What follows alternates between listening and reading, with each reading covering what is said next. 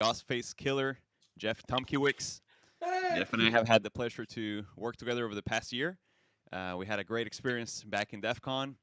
But first, let's do a quick introduction. My name is Robert Pimentel, and with my brother Rafael Pimentel and Caitlin Farley, who is in the shadows helping us out today, we are Hacker Hermanos. We have been creating some awesome Red Team and Red Team infrastructure content, and we're hoping to make these topics affordable to you.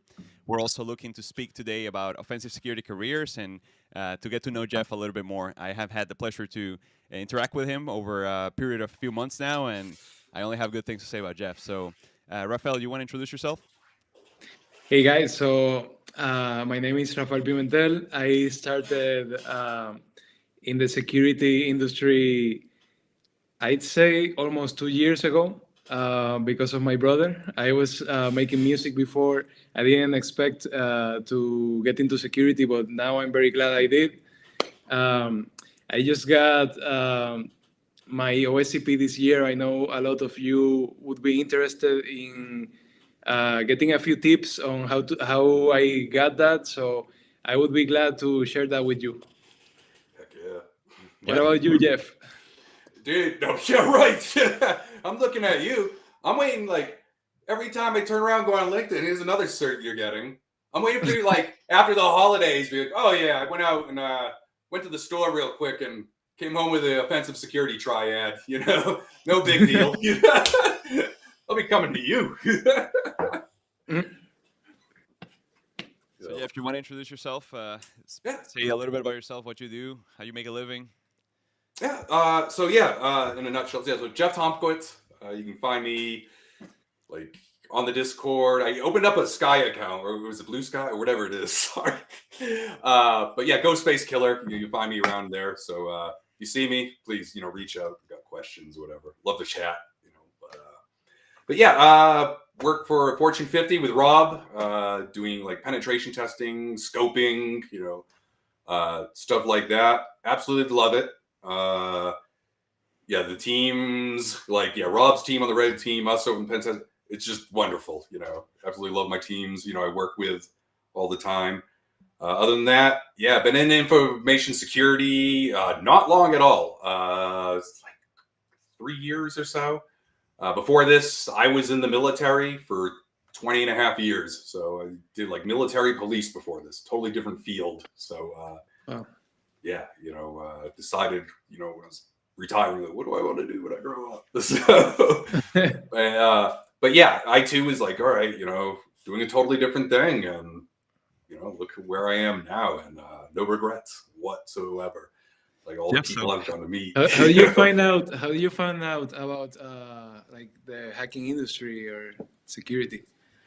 Well, it's funny. Like I've always like, all right, we're gonna go deep here. We're gonna go back some years, like years, okay? So I tell people like, yeah, how do you get in security? So I tell them like, the I guess you could say professional way, and then I go back to my roots, as like a kid, and I've always been like into computers and stuff. So I remember like coming up, yeah, it's like the 80s and stuff. Like I remember like was watching the show as a kid, like this young girl was talking about the internet and how like the rise of that, and I was just like, whoa. And they obviously explained, oh, it came from the military and stuff like that. And I was around for like AOL rolling out, things like that. And yeah, it's just like, whoa, this is always nuts.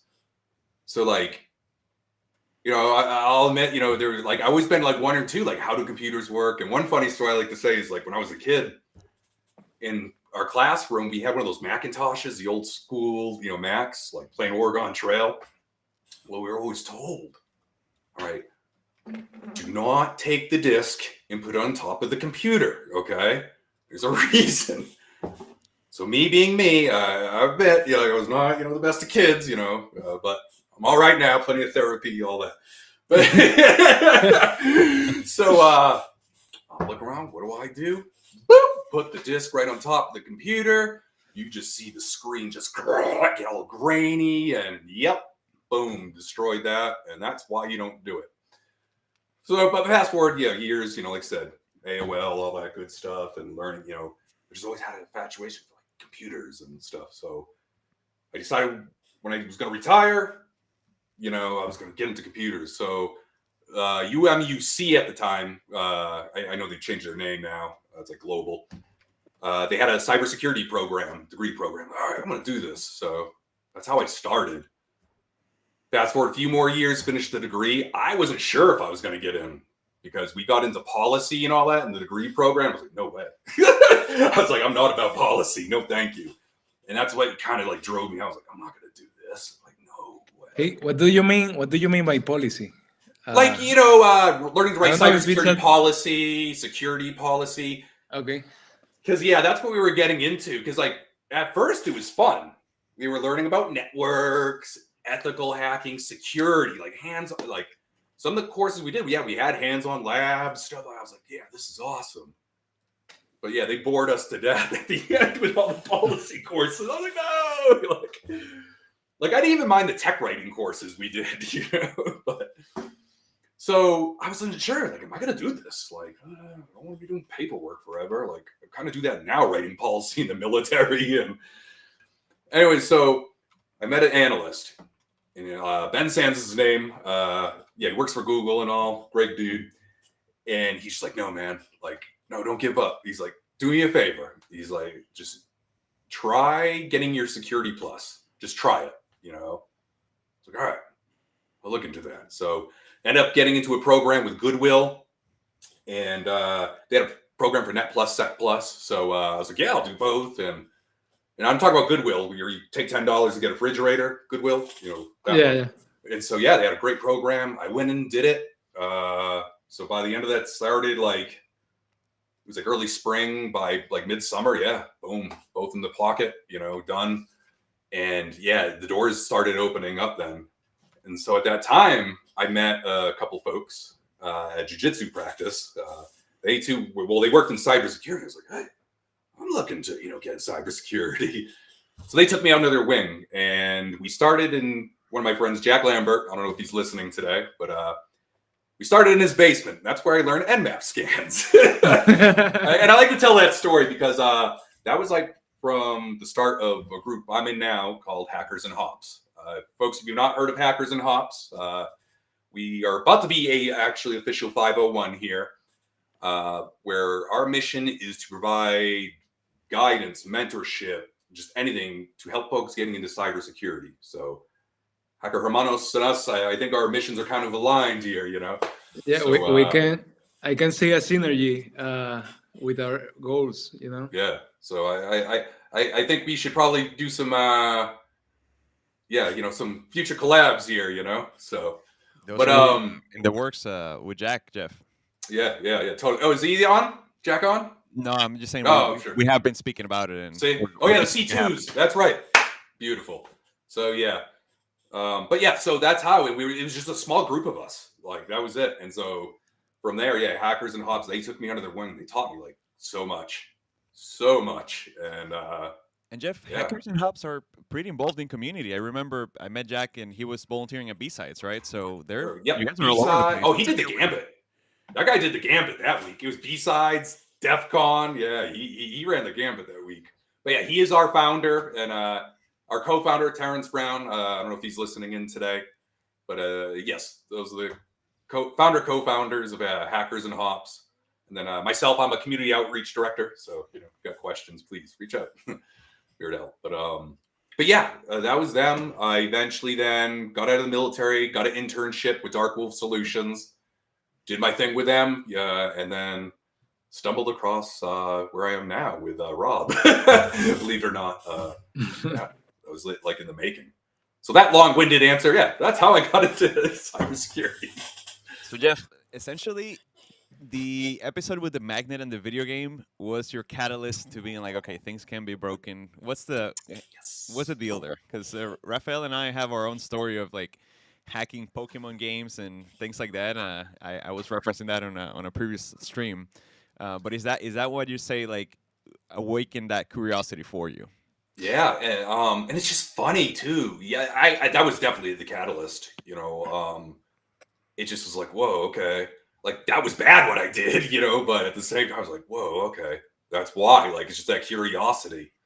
And learning how things work. Like even during my military career, like I learned about like SSH and everything and all that through jailbreaking Apple TVs. Like that's how I learned about command prompt and Wow. I researched it myself and just okay. Like it was just crazy. Like it was like the old Apple TV 2s or whatever. Yeah, I figured out how to online forums and I remember all that. I was like, this is wild, man. And Jeff, would you say too that that connection you made with Jack was also a important milestone, right? Because he essentially, from what I understand and what you've told me in other conversations, is like the person that kind of encouraged you to say, "Hey, you can do this. Just go through this." 100%. And not that everybody's career is the same, quite the opposite, but Right. he did provide you that. Hey, there's this door here. You can go through it. In opposition to what some other folks unfortunately do of saying like, you're not good enough to be here, or you don't know enough, or if you don't do this, you're not going to be able to do that. Jack did completely the opposite, right? And that's why 100%. you're performing at the level you're performing at a big company. You're having your offensive security career blossom. I mean, heck, I don't know of a lot of people that on their second year already are competing in DEF CON. That sounds absolutely insane. I mean, I've been doing this for about 10 years, and this is my first time being in DEF CON. I don't know. Seems like you're doing very well. Yeah, and it's just wild when I thought about it. Because, back to Jack, though. 100%. Him and Terrence, big time, that you can do it attitude. Because, you're right. Like, there's so much gatekeeping. Even when I was, looking for a job before I got with, where we're at now. And, wow, there was just some, just brutal. I was just like, what? I had folks ghosting me, not showing up at all. Like, I was like, what? I mean, and don't get me wrong, there were some good ones in between all that too. Secure Ideas was one. They're fantastic. Treated me with respect, So yeah, shout out to them for sure. There were some of the folks I did interview with. And yeah, it was obviously our company, I was just like, whoa, it just went smooth. Like the way they just treated me with respect, and I knew it was a good fit, So yeah, it just and that's that attitude they too had. That can do, you're not expected to know everything, type thing too. At the same time, they made that very clear and made me feel at ease, the way I think it should be. Especially new folks and stuff trying to get in. It's like, Dude, because under the sun. It's like, huh? I want to emphasize in the importance of having mentorship from somebody that already took the time and invested a whole lot of time, and they can just guide you so that you don't have to spend crazy amounts of money. I have seen many people paying big bucks for boot camps, and they don't even get into practical stuff. So what I'm just trying to say is that it's really important to help other people, because you can boost their career. Maybe they can return the favor later, or if not, Right. I just think it's the right thing to do. You know what I mean? 100%. No, you're 100% right. Especially the boot camp thing. When you said that, my heart breaks. Because I've seen people dump money, into these, and I'll say my Net Plus, Sec Plus didn't cost a lot because I did that program. But even then, without that program, you can still get a Net Plus, Sec Plus without having to go through a boot camp. You can study it yourself, and right, totally. Dude, I literally met. I think it was last year when I was preparing for the OSCP.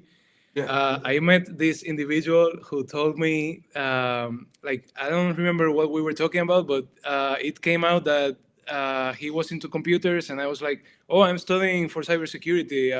I think it's pretty cool, whatever. And then he was like, oh, I am the founder of this bootcamp. I'm not going to say the name, here in Spain. And he was like, if you want to join, he gave me his contact, whatever. And then I was watching how much it costed, and it's like 8K. And here in Spain, I don't know in the US, but in Spain, it's a lot of money. Oh, that's a lot of money. Dude, a lot of money. You don't even, I don't think you even do that much You don't make practical stuff. I don't even think they show you how to do Nmap scans. You know what I mean? Crazy stuff. They probably have you doing a bunch of policy. Yeah. That's all it is, just policy. I paid for 6 months $80K to learn the right policy. No, but that's a shame. Dude, it's a shame, and there's a lot of people that want to get into security, but they don't know that, like, what's the most direct path. I was extremely lucky to have my brother who mentored me. That's why your brother sort of told me things already, like, hey, focus on that. All right, like, glad, Of course. Just imagine, like, for somebody like me who has no prior experience, like, it would be impossible to know which certification do I need. Do I even need a certificate? You know what I mean? Let me take a quick pause there. Yeah. Shajen, I'm not sure how to pronounce your handle, but you mentioned in the comment mentorship. I'm looking for mentorship. While we don't offer like a service where we're going to charge you or something like that, we're super open to connecting. We're going to share with you, and we don't have to call it mentorship. That's just a word, right, to refer to the idea, right? But what I'm getting at is myself, Rafael, Jeff, we're very open people. We'd love to help in any way we can. So feel free to, just connect with us and over LinkedIn, or I have the links for the link tree and stuff that has to all of our socials. You can also scan the QR on this side. So, just send us a message and we're going to help you out, man. At the moment, we don't have like a job to hire you into or something like that, but we'd certainly share with you all of our experience, what worked for us, what didn't work for us. So that's what this is about, right? That's kind of the point that, speaking for Jeff now, I think it was emphasizing with Jack and my brother as well, right? Where I've been at this for a minute. If the errors and the mistakes I've made help you save 1 hour of your day, then let's count that as a victory, right? And I made many. Fox Hunt is a great community. Yes, Fox Hunt for sure. Fox Hunt and Hackers House and everybody else that really is tending a hand. Certainly, we're very grateful for the receipt that we've gotten in the community. It's very, very warm. Feels very good. Yeah, we'll get you set up too if you haven't with those communities as well. So you'll see too once you join. But please do reach out. We're here to help. So don't feel like everybody's different. At the end of the day, we all have different commitments. Yep. Jeff, you're raising a family as well, so there's always a time constraint, right? But at the core of who we are as people, we're not the kind of saying, oh, don't reach to me through social media. No, not completely opposite. Make a point to reach out. We're going to help out. But there's all sorts of personalities out there. I'm sure we've all seen them being like, I don't have time to reply to your message. Yeah. Okay. Good for you. Then I have time to help to reply to you. So, all good. Hey, but I think it's fair to say, though, that even though there's some people like that, I have met a lot of wonderful people in the InfoSec community. 100%. Yeah. Yeah. That's 100%. Yeah, for sure. Yeah. Well, real quick, back with Jack. I wanted to bring this up. It was really cool during my time in the booth at DEF CON. It was just so cool because where I was sitting in the booth, I could see Jack sitting there looking back at me.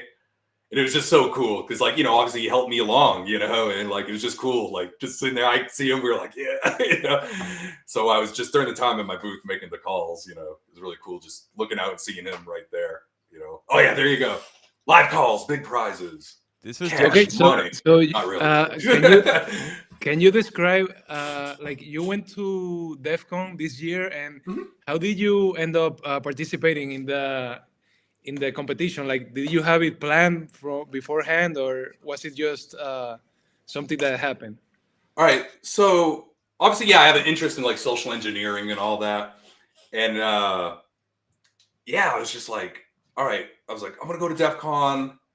I'm going to go first here just to check it out. Just go watch the calls, just, just spectate, probably do one of the cold calls they offer there because you can sign up after the competition for the next couple of days and get in there. If they call you up, and you can go in there and just randomly call somebody. Really cool. But so I was just I'm going to go, check it out and just sit back, observe, and then you apply next year because to enter or to get a chance to enter the competition, you have to submit a 2-minute video on explaining why you need to be in this competition, which I think is really good. Thinking about it in retrospective, because it does a bunch of things, One, you got to talk on yourself. That's hard, very hard, right? And then obviously you got to like showcase like some talent or something, right? A little pizzazz. Why? I mean, you can talk about yourself all day, but you got to bring them home, right? So it's just, so yeah, I was just like, you know what? Looking at it, I'm going to do this. I just decided, I'm going to just do it. Throw like the Hail Mary. Wasn't even expecting to get in whatsoever. So yeah, I developed the video, the 2-minute video, and I can share a link. I think I still have the link, Jeff. Yeah, I'll get it. Screen. Yeah, and I'll pull it up while I'm kind of chatting. It's crazy. Here. Jeff is like hypnotizing a rooster on the video, and it's like, how do you even think of doing this, dude? So a little preface before I share the link and everything. When you watch the video, think public, like cable access TV. All right, that's all I'm gonna say. Like mass media, yeah. Yeah. You're just like 80s. It used to be prevalent in the 80s and 90s, but public access. But and Jeff, I'm going to show the scoreboard for the Vishing competition because I found that I came in 11th. Yeah, there was some sick mofos. First time, dude. That's not bad at all, man. That's crazy. Hey, my boy Doom there. No, but check this out. Doom there. Real quick to shout out to Doom. Jordan. He came in second. First time ever at DEF CON. Wow. Get this. Here's the real kicker. Doesn't work in InfoSec or anything like that. No way. Yeah. Wow. Take that, gatekeepers. Yeah. Yeah.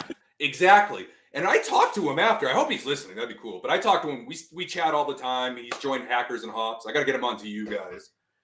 But yeah, he's trying to get into InfoSec now. He's actively trying to get his Net Plus, Sec Plus, But yeah, he's just like, I just found out about this, decided to do it. I was like, all right, man, that's what's up. So, yeah, really cool. So shout out to Doom, man, like Jordan, man, like, yeah, crazy, just wild. So great job. Yeah. He's a big MF Doom fan, like myself. That was one thing. I was like, you like Doom? Yeah, I like Doom. Obviously, I like Wu-Tang Clan, but So Jeff is big on Wu-Tang. We'll get into that too. Yeah, we will. Remind me correct me if I'm wrong. A Girl Has No Team is the lady that went right before you, right? Yeah. Oh no, she went earlier in the day. She was insane. She like got everybody to just comply. She was like, "Do this." They were like, "Yeah, right, sure." And even I was believing it. I'm like seeing her like she's just lying her face out. Smooth. It was very crazy. Yeah, I got to watch her. She was very smooth. Very impressed. Yeah, by her. A lot of the competitors, they were great in their ways. They had their styles and way of doing things. And in the winner, Artie Boy, Jason, big. I think he competed a couple times before that. I think this was like his third time, and he won it, and well deserved. I listened to his call, and he was just beautiful. Like he used just a nice, calming voice. It was just like I was like watching a magician, just woo, and they were just answering. He was just calm, collected. He was sick, and I knew. I called it after he was like he's gonna win it. Watch, and I was like I was like, hey, so we're in Vegas how too. Does the gamble on it. How does the competition work? Like, who are you calling, and how do they score you? Like, how does that work? Oh, and Rob, where do you want me to post this link real quick? You can put it in the private chat, or you can put it on Discord. Oh, I got it right here. Don't worry. Right here. Yeah. Bio, right there, audience. Check that out. So I think public access TV. You'll see the Ghostface killer thing in the beginning, or if you want to play it now. I'll play it. It's 2 minutes. Yeah. Why not? Okay. You guys see? Then Raphael, I got you, buddy. Do you guys hear the audio come through? Probably not. You might have to enable it. I can hear it. Oh, okay. You can hear it? Okay, cool. No, I cannot. Okay. Cannot. Okay, so we'll just put the link on the chat. Yeah. So for folks to check it out, I just want to show the audio because it's kind of funny how you're hypnotizing the. Oh, that's Jeff. Look at Jeff. Yeah, I do my little intro, my public service announcement, and that's what it is. I'm giving a public service announcement on rooster attack, hypnotic attacks, and social engineering, how they're very vulnerable. I obviously made these statistics up and everything. Once you watch the video, note.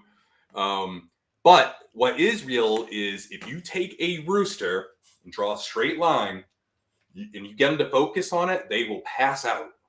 It's like the most wildest thing ever. And yeah, so I incorporated social engineering with that, and that's Fluffy Butt. He is a actual rooster. He's had to move out of Colorado Springs, where I'm from, because city ordinance, you cannot have roosters, believe it or not. So he had to move on to better things. I like to think he has a residency or something in Vegas. You know, he'd be very deserving. Jeff, where do you get this rooster, man? So no, it's just friends of ours. This is their house and everything. They had like nice rooster coops or chicken coops, and he's very friendly. Rooster Fluffy Butt was his name. And yeah, this is their bar they have outside. They're like, yeah, you can film here. I was like, what? All right, cool. So yeah, I just decided to demonstrate social engineering techniques and concepts with a rooster by trained stuntman Fluffy Butt there. And so this is the part, where I'm getting them. Oh, look at that line, using techniques. And then actually, you're walking the audience through the stages of how to hack a rooster's brain. Yeah, and that was him waking up from the hypnosis. So yeah, that's me hypnotizing the audience to let me in to DEF CON. Let me into the Vishing competition, let me in, and hell yeah, they did, man. Congrats. Yeah, so Rap, back to like you were saying, thank you. So yeah, getting in, you'll get approved, and what happens is you get an email, congrats, you got to respond back that you can still do it, and you got to sign some forms. I think again saying it's all ethical because yes, we got to act ethical when doing this. There's no manipulation or blackmail. I mean, or anything evil like that. I mean, be specific on the manipulation. Yeah. What do you mean by that? What can you go and tell somebody I'm gonna kill you if you don't do this? No, you can't do that. No. Get money, maybe something like that. Yeah, no cohesion. Cohesion. Yeah, cohesion. No cohesion. No threats. Just being nasty and evil in general. Manipulative.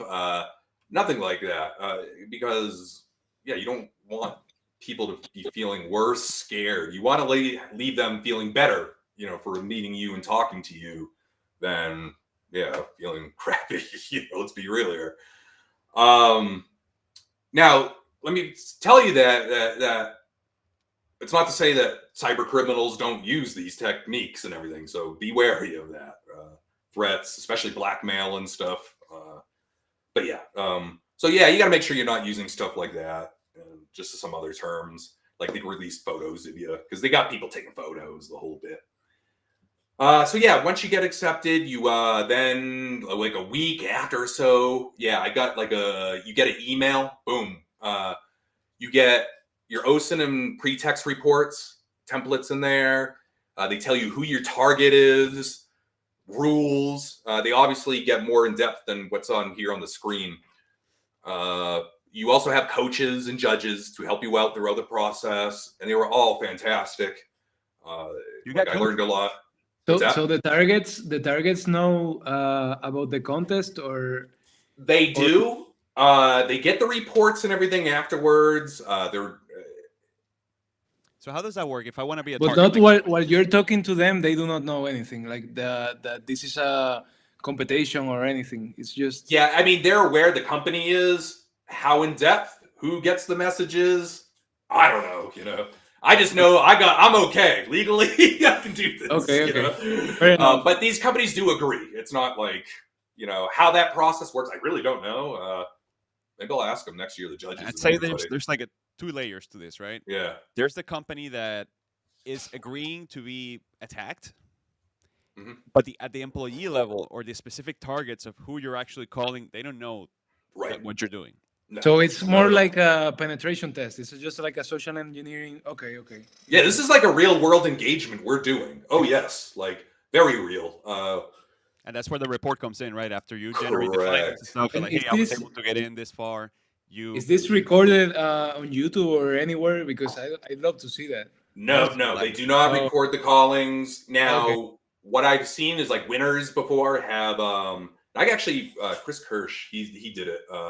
He won a few years. I'll post his video, but he did a reenactment of it. So they took out names, all that, and they reenacted the call and everything. So you can do that, I guess, in effect.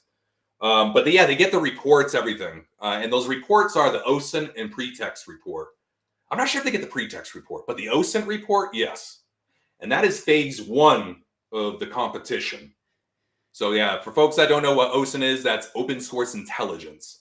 And that's where we're leveraging open source information, whether that be on the internet or, I guess radio, but you can listen to that on the internet, I feel. But, just open sources is what I'm mainly getting at. Mainly nowadays, the internet. These can be like hidden sources. And what I mean by that is like the deep web, because you can go on the deep web and get government, stuff, research articles. Obviously, there's stuff if you go a little deeper, the dark markets and all that. But, you can go there and get information. You just need special software just to get it, right? So, yeah, that's what I'm getting at about like public open sources. Now you're taking this information you collect and producing actionable like intelligence or items you can act off of. Explain me like five. What's actionable intelligence? Like, what constitutes an actionable versus a non-actionable intelligence item? Good question. And that's like my second part here. You see, we're on the same wavelength here. No type, man. So what I mean by that is, I want to give like a scenario here. Let's say we were targeting Raphael. Gotcha. So let's say I'm doing an engagement here, a social engineering engagement. And obviously I want to learn about how they do emails and everything, right? Because I want to prize, like I say, a phishing email or something. Well, I want to go out and about and probably look for their brand guide, right? The company's brand guide, because they're going to have all that in there close to it. So I'm taking that intelligence, so that bit of information, their brand guide, I can turn that, okay, well, I can take that then, and okay, if I do this and that, with this, I can craft an email. And that's just like simple terms here I'm getting at. Now, let's say I'm going around, I don't know, I'm finding a missing person or something like that, okay? And I come across their Facebook, okay? And I found out they like horses, okay? And like they run, some horse blog or something. I don't know, Oh yeah, here's some intelligence. Yeah, this is really just information about them. Cool. They love horses. I love horses, but at the end of the day, it's just horses, Is there a way that's maybe connected to them, or I can build? Yeah, it really gets kind of fishing there. No pun intended. But at that point, so it's just something information you can take and produce actionable, items or intelligence off of. That's what I'm getting at. Actions, actionable stuff there. So I like to clarify that because some people are, oh, look at this. Well, it's just information. Cool, but if you were going to pick me or Raphael, right, at like targeting us, right, what would be things you want to find out? Let's put a scenario, right? We are a pizza company, right? We sell pizza, we sell chicken wings, whatever, right? Oh, nice. How would you go about, like, walk us through the process? Now that we're hypnotized, we're paying complete attention to you. Okay. Walk us through the process of going and doing that recon so that you can find, things that you can actually go and abuse. What would be the... So am I targeting your business or specifically... Okay, the business. Okay, beautiful. First, I'm going to order some wings because I'm a huge Buffalo Wing fan. So then I'm going to like say, hey, for investigation purposes, I need to see the delivery and, and like inspect these wings, So after I've done that, I'm going to like look at things. Let's say I'm just going to take a look at your business first from the front. Go on Google Maps, Yandex, which is a Russian-based version of Google, but they have really good reverse imaging and maps too. So I'm going to look at your building and everything. Okay. Take a look around there. I'm going to figure out, okay, what your hours of operation. I'm going to trying to think what else. Like, oh, your dumpster diving, okay. So I'm thinking of that. So I'm going to look at your waste management schedule. When does the garbage come? When does it not? So I can do some dumpster diving potentially, right? Because you can go through there in between the pizza boxes and all that, find receipts, and from that receipts or whatever people throw away, can get careless, especially a pizza joint, because they're thinking, well, what have I got to hide? Well, this is juicy stuff I can find. obviously, yeah, I went over hours, days of operation. There's all sorts of stuff. I'm gonna look at like reviews, stuff like that. So I'll go on Yelp or whatever these food places. I'm gonna look at stuff like that. Because what are the customers thinking, or how can I, maybe that's a potential avenue, like as a customer, things like that. So those are just a few right off the top of the bat. I'm just gonna look at, yeah. Somebody in the audience is posting out that knowing the names of the employees is helpful during a phishing call, right? Because you can say, "Hey, I know Mary from, accounting," right? And that gives you that like social proof because like, oh, they assume implicitly that you must have interacted with this person in the past, so that gives you another point of like, all right, this person's legit, even if it's not explicitly stated. And also like back at the competition, seems like somebody in our audience was there as well. Oh, good. I might not know who it is. I might know who it is. They gain trust by knowing the name of the managers and the co-owners, right? So they were telling this person like, "Hey, so and so sent me here, da da da," and the employee bought it, right? And we'll get into all the things that you got to extract out of them because you did very good, man. Thank you. You did very good. Thank you. Yeah, I mean, my employees did, because my coworkers, including you, obviously, were in the audience. Our director, like all that. It's like, oh shoot, no pressure. Yeah. It was a packed house in the audience, and he was watching Jeff, and yeah, it was very cool. There was like 350 plus at that time. Yeah, I was talking with them. Like, it was a packed audience. It was wild. But yeah, I did put that in my pretext as well, because my first one, the position I said I actually found like a manager who runs all that for the company. So I had her information in there. So in case they ask, oh yeah, Tina, man, we're like, oh okay. Oh yeah, it's for real. Like, you definitely do that. Like, definitely do that if you can. But yeah, employees, big time. And it's a funny thing. I'll kind of get into that. Yeah, because this is like the OSINT portion we're talking about here. People think you need to have all these fancy tools and stuff to, to like get all this information. 90%, 95%, I would say, of my OSINT work, especially with that report, manual. And case in point, there was a tool I was looking at that like scrapes LinkedIn profiles, like company, profiles and employees. And I was using it and I was like producing maybe like 10, 20 people tops.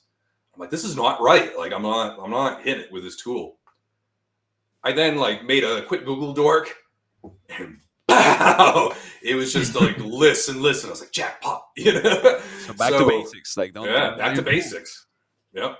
So like, yeah, because I get that, like, hey, did you use any AI or anything? Like, nah, man, like AI is cool. Yeah. I don't need that, So yeah, manual. If you're processing such a volume of information that it's like not feasible within the time box that you have, right? It's no good. I wouldn't have time to, yeah. So, and that was the thing too, because at one point, like, I was trying to write, because you have to provide proof or like numbers of like the company because I chose franchise locations, and I'll just stop there with that. We'll get into the calls later, but I was like spending time writing a script to scrape all the phone numbers and everything off the the site, and I was just like, nah, I just got to do this manually, So there's times for it, automation, and times not, and that wasn't one of them. Especially when you're in a time box situation. Yeah. How much time did you have to prepare again for this? So the first report, the OSINT report, it was like, I had like 30 days. Yeah, 30 days to do it, get it in. Because they give you your deadlines right away for all three, and they even give you your call time right away. Like, they schedule everything. It's just like, bow, here you go. Because as soon as the OSINT report was due, a week after was your pretext report you had to turn in. And so that's not a lot of time either. So it was like very tight deadlines. Luckily, my wife and kids and mother-in-law were off in Boston on vacation. So yeah, I had the house to myself with the dog, and I was able to get a lot done. But yeah. It's tight. What was there like a specified goal that you had to, like, some information that you had to retrieve from the company, or how did that work? So yeah, you're given a list of objectives to provide in your report, and some of these are as simple as waste management. Do they use waste management services? When do they use it? Do they use janitorial service in the building there? Because that's another good one. Like you want to know, and especially physical pen testing and everything perspective. Yeah, you want to like keep that in mind. What else? Yeah. Oh, well, what operating system do they use? So I was able to determine that with screenshots. Because again, those LinkedIn photos, woo, they give away. Social media folks give away a lot. And that's just some, examples there. I think one was like, do they use a firewall? And I was able to determine that. I actually ran a Recon NG. There's a script within that tool to help me actually like figure that out. But I think it was firewall, something like that. I don't know if it was endpoint. And Jeff, security, something, I don't know. But let's get into the details of the engagement in a little bit. But I want to ask you something, so we wrap up the a little bit of the entry career portion, right? So what are some of the behaviors you'd say, like if you were to give a advice that would help most folks out there are like, hey, I want to start a career in cybersecurity. What are some of the behaviors you'd say that if you could go back and tell yourself as soon as you transition out of the military service, right, and you're fresh, green as you can ever be, what are some of the behaviors you'd say, hey, you should continue doing this, you should stop doing this, you should start doing this? Okay. One, be a team player. You gotta be a team player. They want to know that you can work well with others. That is huge. And the guy who led me on to the job where I'm at, with you, or Joseph or Matt Kingstone, thank you. He put it best, and I'll be blunt. He said, we can teach anybody like technical stuff all day. That's easy. He's like, what we can't teach is someone how not to be an asshole, bottom down, and he's right. Like, people don't want that. People don't got time to deal with like stubbornness, or you got to be willing to let go of your ego and cooperate. I mean, just be a team player and listen to other ideas. That's the biggest one. Yeah, just listen. That goes back to social engineering, just listen. It's like kind of a buzzword at this point on the whole like be coachable thing, but it gets old really quick. It's like, hey, maybe if I'm giving you this feedback for some reason that I might know that you may be overlooking, and they just want to be stuck on their ways, and it's like, all right. It's crazy. That's advice for life in general, not just security. That's like 101. Yeah, right. Who would have thought? That's the truth. It's like, just don't be a jerk. Being coachable, don't be a jerk. There's even teams that have explicit "we do not hire jerks" policy. Yeah. So you may know all your stuff, but if there's something that gives out that you're not very nice, then that's going to cost you the offer probably. 2, social skills. You got to be able to talk, because like you can be all Luke Skywalker on the keyboard, but if you're not, you can't like talk to people. Sorry, man. Sorry. Yeah. Because you gotta write reports, talk about those reports, explain, ready to defend those reports, and not like I'm not saying sword and shield, you're fighting it out, but be able to. But they ask you, where do you find this? Like, why did it work? Right. Where, and you got to be able to tell them, here. And once you do, usually, I haven't really ran into an argument yet. It's rare, but you just got to be able to back that work up, and you got to be able to, if you can't, sorry, I think it's more vital than having, At least in my case, I'm no better than anybody else in the keyboard doing things, but I believe I do have an attitude that does differentiate me. For helping. You asked me. Yeah, you can be positive. You've seen that. I'm going to go and do my best. And that's all you can do. That's the way I look at it. It's like I always equate it. I tell people this, like especially because being prior military and everything, especially folks that weren't, you learn the team's mindset. That's right. That's one thing you get out. Put it in perspective, and like for instance, you'll see it. Like the Navy SEALs and everything, like they'll like be blasting. They're like doing all push-ups, like like smoking them, and I'm like, and I'll tell, like for instance, I was telling my wife, I was like, they know you can't do 1,000,000 push-ups. It's impossible. They just want to see you keep trying to get up and doing it and falling. How you trying react. to get up again. Exactly. It's like not giving up, not, like just being humble, stuff like, like stuff like that. It's going to get you far, like very far. Especially in training when you have a poor attitude and they give you positive reinforcement. And it's Yeah. like, oh, you want to be cocky. You know better, right? So Yep. Oh, they will put you in your place quick, so yeah. Oh yeah, they will call you out. Yeah, even when you're out in the field, like I was in the canine field, and I hate to say it, there's a lot of alpha personalities, and but wow, the calling out, we call each other out, but it would humble us, a lot of us. And you think you're the best team? Oh yeah, more colorful language, but and Jeff, you just made me think of that when you said the alpha personalities thing, and you said the word stubborn earlier. I think that with anything human, there's a spectrum of what you can make good out of a trait versus the degenerate version of that trait. Let me use this example of stubbornness, right?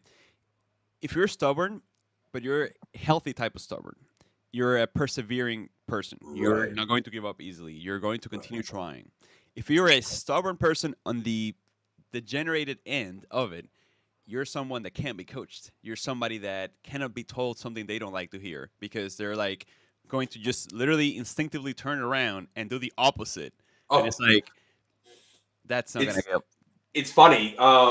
You mentioned that because I just finished reading a book on that, that type of thing, that yes. And it's by Chris Voss, Never Split the Difference. Oh, yes. Great book. Great book. Yeah, he talks about that. There's a couple different types of yeses out of people. There's three types of yeses. Yeah, three. Yep. And you want that convincing yes.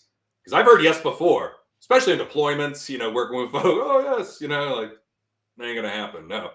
You want that convincing yes. And there's a way to do it, and without getting into detail. But I love that book, man, because it is. essentially teaches you how to deal with people that aren't past that stage of personal growth.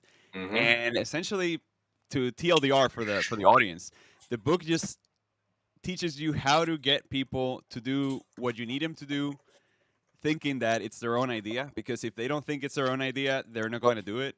And Yep. pretty sad, but it does work, right? And the Yeah. thing that you're saying about the yeses, it's very important as well, because also as a young man, you were looking for that yes, right? But what you don't know is that the person saying yes could be saying yes just for you to go away. Right? They could be saying yes because they do intend to do the thing, but they're not going to follow through with it. When Yeah, somebody no says I'll execution. try, they're not going to do it. Right. Especially say try. Yeah. And the book says too is like when they tell you yes and they tell you how they're going to do it and they're detailed about it, they're going to do it. Mm-hmm. But that brings up another good point. Like maybe part 3. Are we on 3 or 4? You have to execute. Like you have to, because like you said, you can sit there, have the intention, will, want, desire. Great. all beautiful. Cool. But what is Right. the outcome? Yeah. How are you going to execute it? And like when it comes to that actual execution, I see people, and it's like you got to push forward. Like you can't take the doubt out of your mind, and like that's imposter syndrome. Like just do it. You can make an infinite amount of excuses of why what you said you were going to do or what you want to do is not going to happen. Right. But you do have to refocus on the reasons why you can do, or why you could succeed, right? And Mm-hmm. I remember that feeling also, like when I went into training and started my career in the Marines. It was like, God, what did I sign myself up for? I'm hungry. I'm tired. I want to go to sleep. Where does this go from here? Because there's no break in Right. sight for months. No. What to do now? No. Right? Right. And that's where that teaches you to grow as a Yep. person. Oh, it does. And like I saw people around me just like, break down, couldn't do it. They fall like flies. It's crazy. It's the weirdest thing, So even somebody's like, you kidding me? Like, but Yeah, that's how it is. But yeah, you just got to have that, be able to execute. You just got to know it within yourself and like do it, like execute. One that Yeah. I like to bring up to people a lot when they're asking me is, "Hey Matthew, thanks for joining." One that I bring up a lot is focus on one thing. Focus on one thing. We've talked about this, Jeff. Oh yeah. Focus on one thing. Finish that thing, and then you move on to the next thing. Because it's beautiful that you're like, oh, I have this laundry list of certifications that I'm going to get, and by the end of it, I'm going to be like Anakin Skywalker, like, you know, super Alphabet soup. good. And that's all true. That's valid. Yeah. But Mhm. what is it of any good to sign up to 10 courses if you're not going to finish a single one? Right, and you're Just gonna sign burn up your to one. brain I out. like that. You know, and that's like my There's- methodology. there- Oh, go ahead, Rep. You were No, talking. sorry. There's just like so much that you can do in one day, and even if you're the smartest guy, like I don't think it's even possible to like focus on like 3 courses every day. You know what I mean? Plus, like having a work-life balance, like it's impossible. And like I've, in my experience, laser focusing on one thing, it's has been the methodology that has returned the most positive outcome in my life in general. Right. No, So- you hit it exactly perfect. You're right. Because I'm the same way, man. I can only focus on one course at a time. And that's like ECPDT now, you know, testing a few weeks here. But You're doing that one? yeah, I right? test. Yeah. I test in a few weeks here. I'm excited. You We'll got see, this. you know. But again, yeah, hey, I failed, whatever. Whatever, just dust yourself off and do it Gotta again. keep going. Yeah. Right? And that's what I tell people, because like, hey, you do it your first time, great, cool. But then you'll have those braggarts, and I'm like, all right, cool. Like, did you get a bonus? All right, did you give you a trophy, like something cool like Nope. that? No? Oh, all The, right, the whatever, guy that man. fails the OSCP 7 times and just Yeah. passes it at the 8th, yeah, you spend a lot of money. We're not going to deny that, but Right. you still got your paper. Or And the way I look at that guy that took 7 times, you got determination. You know, Yeah. I want that. You know, and I bet you learn a lot if you fail Exactly. that much. right, and you just don't stop. You have that mentality, don't stop, like the Navy SEAL there, just getting up for the 100th time and falling on their face. But just keep going. Like no one cares. Like I don't care. You did it, cool. Like So Matthew, what you're bringing up in the comments about the Hackers movie, that is exactly what Mr. Tomkiewicz here was doing in the booth in the DEF CON Vishing competition. I'm not sure if you were here for that portion, but let me quickly show the screen on that. Give me 1 second. Let me know when you guys can see the screen. Oh, can you guys see the screen? I don't know if you can. Oh, I haven't brought it up. Never mind. All right. So Jeff competed this year, and in the booth, his name is on the Hall of Fame. that was here. like the team, yeah. Obsidian Spectre. Right. Because you can have up to 4 people on a team. Sorry, yeah. We can actually start heading to that as well, Yeah. Jeff. But essentially, for those of you that join a little later, essentially Jeff is on his 2nd year of career in offensive security, and the guy's already hitting the conferences, competing, making a name for himself. So kudos to you, Jeff. I think Thanks, you're man. doing awesome. And you're a great source of inspiration for all of us that get to enjoy having you in our lives. So Thank you. certainly glad that we got to meet this year. For sure. Now- Oh yeah. Something else I wanted to ask, Jeff. Why did you decide to go to the conferences this year? This is your first time, right? Going to conferences? Yeah. What made you say, okay, I'm going to go and do this? And Well, it was like one of those things. Like I was like, all right, I'm gonna go to DEF CON, at least check it out once. Cool. Because I do see other ones. Like I want to like Wild West Hacking Fest. Like I gotta get out there. I want to so bad. Like it's been like that. I've been like, yeah. Like I want to eat steak and beans and talk about cybersecurity by a campfire. But yeah, I just was just like, yeah, I got to go like at some point. And then like I started learning more about social engineering. I was like, I want to do that. I want to get in the booth, and yeah, that's what kind of like drove me, and then I don't know what it was that made me decide, what, first time, whatever, like I'm just gonna go compete. I don't know what it was, but yeah, I was just like, I'm doing it for You just let's jumped. go. Yeah, I'm like, I was like, throw a Hail Mary, and Hell yeah. it connected, and then just from there, and that's when I kind of started learning about the other stuff because I heard of B-sides. Like I knew about B-sides, I've been to B-sides before, and heard of the infamous one in Las Vegas. So I was like, yeah, I'm gonna go to that one too. And I was like, cool. And then Willa, or Shout out to Willa. Faust, She's awesome. like Willa Riggins, yeah, she's the best, folks. Like if she's listening, hello. But absolute best. She's like, you need to go out there for the full experience. I was like, all right. She's like, so because I saw Diana Initiative that Monday. You did like, 3 conferences in 1 week, man. For your first go of it. It's crazy. It was wild. I don't know, and like as we get more into it, but and I competed not just in the social engineering. Oh no. Like, there was other stuff too. So Diana Initiative, went there. If you folks don't know, folks that are listening, Diana Initiative, awesome conference. They just announced their date for 2024, August 5th. So you kind of line that out now because it runs in the same week as DEF CON and B-Sides. So, and it's that Monday, the first day of what we call Hacker Summer Camp.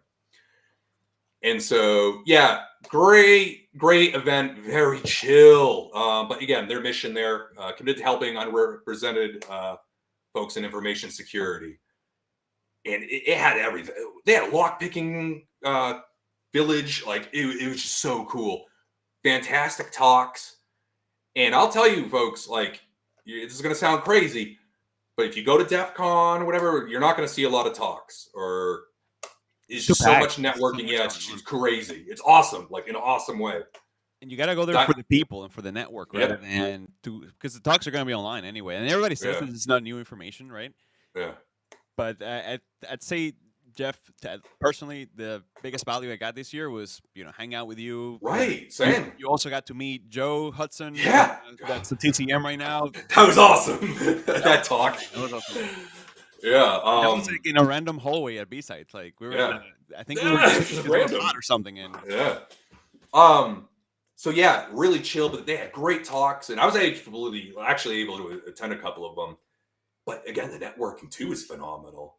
But I loved it because it was like a nice chill day before the storm comes. Because it just gets crazy afterwards. Because I drove in on Sunday, I got the okay, and we'll get into this later with Diana Initiative. But I love it. Great conference and so much. Rob and I we're going to talk a little more on that a little later, what we want to do. But B-Sides, boom, right out the gate. I saw Rob. We were going to do that Linux Privesk. Oh, and we were just like, nah. So it's like you get there and the plans that you had just go out the window. Yeah. Because you just got to flow with it, and right. And, you meet this person and then start going on a conversation with them and things just start happening. Like so you guys, you're saying that you guys were going to go to a competition of like Linux privilege escalation. We're going to go to a training. And then last minute, let's just scrap this. We went in and turned in our entrance for it so somebody else could take it because you don't want to. You don't want to be a jerk if you're not going to go get it. Mm-hmm. But after that, we just moved on and went on uncharted territory, and it was kind of the best decision because things started happening, and we went to your colleague's room at the hotel, and he showed us like all of us this phishing gadgets. He has like a whole lab set up there with like routers and everything, and we're like, what the heck? How do you fight with all this stuff? And he was like, mobile lab cases. Yeah, crazy. And we sat there for like 3 hours just talking OSINT, social engineering, like also it was just so cool. We were just and so you're just that's it, and it's wild. It's just like crazy, but in an awesome way. It's just like the best way. I was like, for those, I don't know if you've seen the movie, any of you, the Deer Hunter with Robert De Niro, Christopher Walken, old school film. I think Meryl Streep got an Oscar for supporting actor or best actress, but. It's about Vietnam, and there's a part towards the end. De Niro's got to go back into Saigon to find his buddy. Christopher Walken plays him. And he's just in the streets of Saigon, and it's just packed and just commotion. It's, what? that's how I felt like that whole week. Yeah, it's on Netflix, and I highly recommend it. It's just about pretty much small town Pennsylvania, the Vietnam War, and the effects of of it on a small group of friends and everything. Really good film. But anyways, there's just commotion in the city when he's looking for his buddy there in Saigon, and just hot, sweaty, and it was just the same way. It's like Vegas, hot, sweaty. You're just running place to and you hungry as hell. Yeah, you're just like woo. Yeah, you're hungry as hell. Pack a lunch. Let me say something about that, dude. We have to have been hanging out at that point for like 2-hour stops. Yeah. And first time out there, I didn't have no foresight of, Me neither. So we break for like lunch. Everybody's like going get food and stuff, and I'm there sitting, and I realize, I have nothing to eat. And whatever, I made peace with it, right? I was like, okay, I'm gonna skip the meal. It's all good. And something, Jeff, that stood out of you, and I think you know what I'm gonna say, is that Jeff had this like protein bar. This is gonna sound super corny. It doesn't matter. What matters to me really is the attitude, and it just, in my opinion, it reflected of the kind of person you are. And Jeff had this tiny protein bar, and he's like, "Here, dude, just you have it. I'll make do. You have it." And I was like, "Dude, like, I even felt like bad to like turn it away because it was such a beautiful gesture, man." And I appreciate you so much, Jeff. It was of course, dude. Because it was like you're not thinking even about yourself. It's like, hey, if I can do this very little thing to make you feel more comfortable, or I'm just gonna do it. Well, and two, I fell apart. Like I was dragging you. No, not that. But it worked out because like 5 minutes later, I found a sandwich. We found food. Yeah. No, you're awesome, dude, Jeff. I think that just reflects even outside of the whole career and InfoSec and all that stuff. I feel very fortunate that we got to meet this year. Thanks, man. Same here. It was like definitely the highlight getting to meet you, man. Like, because that whole week it just got crazy. Like, and get this too, like, because Thursday that week it's typically quiet. Like they say it's a quiet day because B-Sides Las Vegas is done Wednesday. DEF CON doesn't start till Friday because it goes Friday, Saturday, Sunday. You had a whole. So you have a day off supposedly because I heard about this day off and I'm like, where's this day off, man? Like, because I was racing around one in prep for Recon Village CTF, which I competed in. Because, I was meeting with the team there. We're getting our machines all straight. Because, I'm bringing my equipment for that. Then that day, we have to meet for the social engineering village, the in-brief, talking with everybody, the competitors brief, and we're all, it was just like non-stop. Like, I'd be up till 2 a.m. Not that I'm partying. I don't party. Like, I don't drink or anything. Like, but I found myself up working on things and back up 7 a.m. I get a text from Rob. Like, I'm here already. I'm getting out of bed. I gotta go. They're silent. Thanks for adding those list of good conferences there to check out for for newbies. If you don't know many of conferences or which ones to target to go, definitely check these out. You're absolutely right, Silent. Like Friday is just get your batch day. There's a massive line that I don't know you, Jeff, but I got to skip most of it because of the pre-registration. So it was much lighter. Yeah, you can. Same here. Yep. But then going to the merchandise line just to get a T-shirt was like, dude, thank you. That 4 hours. Like, I appreciate it. He got me a shirt, folks. He got me a shirt. He sat in line and got me a shirt. I couldn't believe it. Like, dude, because I was like, that after you did the sandwich thing, the protein bar thing, I was like, this dude he's a real reciprocity, baby.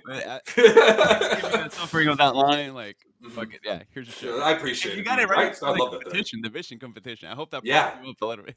Oh yeah. I think I was waiting, wasn't I? I think I was waiting my turn or something like that. Or getting ready, like, because even the day of, like, I don't get. I got to see one talk in the morning from someone I knew, and that was it. Like, it's all I had time for and I watched like a couple of the calls, and that was it. I was like, I had to beeline it back to my room.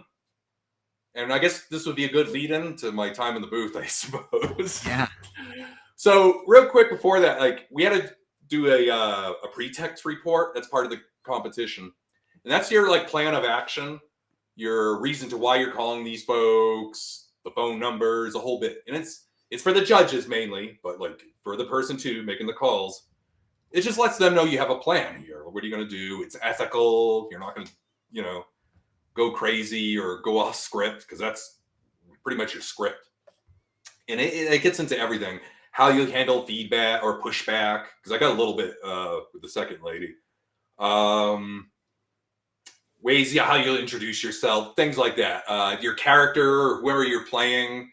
And that's where I listed, I have a manager, Tina here, and blah, blah, blah, I told them like how I'm going to go ahead and make this, like what I'm going to use. So I know I mentioned this a second ago, but reciprocity, okay? It's where you're giving that person a gift. Like, so using that situation, I'm not saying, I got robbed, but, give him that protein bar, okay? Like, it helped him out where he felt he wanted to give back. 4 hours for a protein bar. I mean, power, baby. So, but again, that's where he said he felt like, I'm going to wait in line for Jeff, get that T-shirt, And then use that again as an example, like, creating that feeling. But it's a very real thing, yeah. Yeah, and it's actually a perfectly good thing. It's not bad, It's just like building a relationship. Yeah, you got to have reciprocity. I think it'd be beautiful if that makes sense. Right? That makes sense because also like you're calling somebody at their work, and if you're nice, like naturally 99% of the people will want to reciprocate and be as helpful as possible. So if you're asking like for some information, you sound like you belong, and plus you did that favor, like why would I not give you what you need, or what you want? Exactly. And that's what I did. And so back with my first pretext, I've talked about this in my talk, with B-sides and all that, the one following the competition. But that's what I used in my first pretext, reciprocity. So what I decided was, okay, I'm calling, I need help here, doing an audit, their point of sale systems. And I give them a little piece of insider baseball, like with the company, a little bit of information. Yeah, they're really freaking out about this, and like, what? Like almost like a little bit of juicy gossip. That's that gift you're giving them. So they're in a way they're gonna feel like, oh, cool, they're cool. Like I'm gonna give back. So they're more apt to give you that information, So yeah, I had that in there, and that's what the report covers. So back to the call though, the day of there are things, you have to prep for. Wardrobes, right? So if I was to go do a physical assessment or whatever, right, I'm not going to just show up like this. Right? Oh, I'm an auditor. Oh, they're going to get out of here, dude. But, I had to do things like I got a pair of glasses, things like that. So, and I had a nice white collar shirt, so I could change into it, because that was like my second pretext was an auditor, and you get points for that. So my first call was an IT person. So I had like a Hawaiian shirt on and like a IT, my pen, the pen testing, shirt on, and I had a coffee mug, and that was my first pretext. I'm just an IT guy trying to get in on the point of sale systems, So yeah, again, you get points for that. So I had to go back to my room and grab all my stuff. On top of that, you get style points. All right. So the targets this year were a pizza company, and every year they change up the SEC, or the social engineering community, who runs the competition. Great group of folks. It's like different companies or like a theme. So this year was pizza companies. So what I decided to do was, there was a franchise location nearby where I was doing this at, in Vegas. So right before I was supposed to go, I ordered some pizzas to be ready. So I grabbed the pizzas and I run them over, and a buddy of ours, a coworker who was in attendance, I just said, hey, put on this chef's coat. It was actual one from the company. I bought it on eBay used. So eBay's great. Them and Goodwill for clothes. And so, that's me at booth the day before during the competitors call. That's inside the booth. That was the audience. Was that the day of? I think so. I think that was the day of. Oh yeah, it was just madhouse. Yeah, there's my little Hawaiian shirt and my chucks. And so I gave him, the jacket. Hey, while I'm on the call, that was me during the call, go ahead, give me a stack of, give them, the judges, the pizzas. And so, he went in there. I got him a bracelet so he could get through, and it was really cool. And also, I put on top, one of the judges was Freaky Clown this past year, and he has a book, How I Rob Banks. And so I put on top of the pizzas for him to sign. I put like a little love note in there. So I was in the booth. Yeah, check it out if you can. Fantastic book. And yeah, he like signed mine and everything. It was really cool. So yeah, but you get points for that, style points and everything. And yeah, so I got points for that, you know, for the pizza delivery and all that. So yeah, that was me in the booth, and you get 22 minutes in that thing. All right, not a lot of time at all. Like it went by quick, like just fast. Like I couldn't believe it. You killed it. I think you Thanks, so well. man. Yeah, because part of me, it's like you do get feedback from the judges and ask, like they tell you in person when you get out of the booth. Biggest recommendation, and I believe in feedback, like we talked about earlier. I just found the person, you know, one of the heads of the org there, and asked, you know, kindly if, you know, like just get the feedback again, because it's just like you walk out of the booth, you're sweating, you're like the audience is cheering, like you got like the judges there, like giving you the feedback, but you're just okay, like. Yeah, it's a you have to be brave there, because essentially there was like over 300 people sitting there just looking at Jeff. Jeff is sitting in front of a microphone. He had just watched gotten on out big of this, screen. like 25-minute diatribe with Target, and then the judges are like, "Yeah, you messed up here. You did this. This is good, but this could have been better." And dude, Yeah, kudos to you, man. Kudos. Yeah, and they provided great feedback, and a lot of it I'm already implementing now in my training, because I'm still training. Heck yeah. And so yeah, 22 minutes, and that was it. And so yeah, I mean, yeah, I felt like the calls went great. You know, everyone said so. You know, so I was like, all right, cool. First lady was awesome. Like she gave everything. Like it was cool, and we had a good rapport going, and like, you know. But we got disconnected somehow. It wasn't her or me. It just we got somehow. Line, yeah. Oh yeah, I was like, dang. And you were doing so good too. When he got disconnected, it was like, oh, is he gonna bounce? And you had like how many minutes left when that? I had a good chunk. I think I had like not a good chunk. I had like 8 left or something like that. 8 minutes. Yeah, because I was about to go into another checklist. She agreed to. Like I was like, oh, I was about to pull out other people where I was going to find out more questions from another people. Because I was ready. Oh, yeah, I got this other story. Could you help me out? I even called her an angel. I was like, you're a real angel. I remember calling her that, you know. She was a sweetheart. She really was, like, really, really, very helpful. But again, people are like, we'll give you anything. It didn't take much. And she was just, you know, like. Jeff, I'm going to do a shameless self-plug. Okay. I'm going to be speaking in CactusCon in February. So my cultural paper got accepted. And I'm going to be speaking there. Josh is going to be there from the Red Team, from my team at our employer, where Jeff and I work. And our colleague, Tony Fontana from Fox Hunt. We're going to be doing a talk on C2s. We're going to speak about C2 infrastructure. We're going to be talking about automation, like how to automate C2 deployments and configuration, as well as C2 internals, because Tony had some recent experience like writing his own C2. So it's gonna be a cool talk. So if you're out in Arizona, yeah, glad to meet you. Also, I think they're streaming this on Twitch. So for those of us that can't make it, I think, yeah. We're gonna try to do our best to figure something out, to see if we can put it out there or record it or somehow like see what's going on. But that's gonna be my first conference talk, so very excited for that. And we gotta do one together, man. Yeah, we'll do some. Oh, yeah, shoot. Let me finish this up, then we'll get into that piece. Let's go back to the. All right. You want to do it now? What's that? You want to tell them now?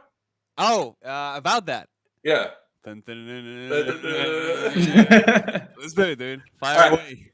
All right. So Rob and I are going to be teaming up this upcoming year in 2024. We're going to be producing a course, eventually a course online. We're starting out as a workshop, but penetration testing scoping.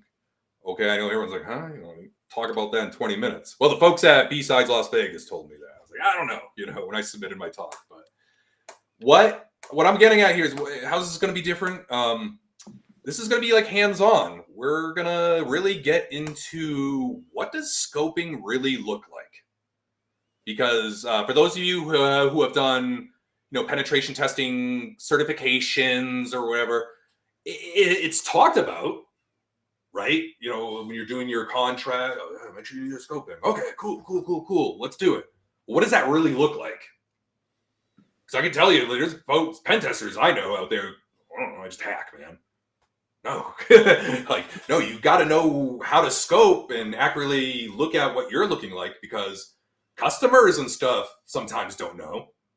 What they're, we just have this network. Well, all right, well, what does this look like? So we got to prepare that information beforehand before they sign agreements and all that, right? So what does that really look at like? So that's what Rob and I are gonna do here. We're gonna explain that and do a hands-on course for those, and this will be for people getting in, to cybersecurity all the way to the top. It's a skill I think folks need. It's gonna make you better. I mean, certainly, if you don't have a clear scope of your engagement, you hit that production server you're not supposed to even be scanning or touching, and something happens, then you're in Right. deep doo doo, like they say. Yep. So we want to do it hands-on using tools, and we're actually set up infrastructure, maybe a little web app, or what I mean, stuff like that. What do I need for an API in order to test it? Stuff like that. We're probably going to do it on the dimension of site or network range, like a subnet. How to take note of those domains, API endpoints, URLs, pods, and for container-based environment. So. Right, yeah, even like a network penetration test. What does that look like? Because it's like you can do that, okay, but like there are companies that have to follow regulation or like PCI. There's certain things you have to just look at for PCI and not, So those are things we want to answer, and people, okay, put the two together, make that I guess that bridge point, to doing what you have to with the paperwork to actually testing.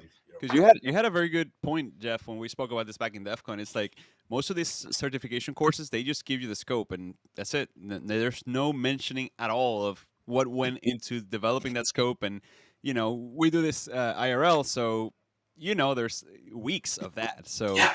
Oh, and that's the thing I want to talk on too, is those nuances, right? Because some teams have got good developer teams, some don't. Let's face it, that's reality. Like, big reality, or people are not going to give you things on time that you need. So I want to talk to people, hopefully we can answer that and coach people through.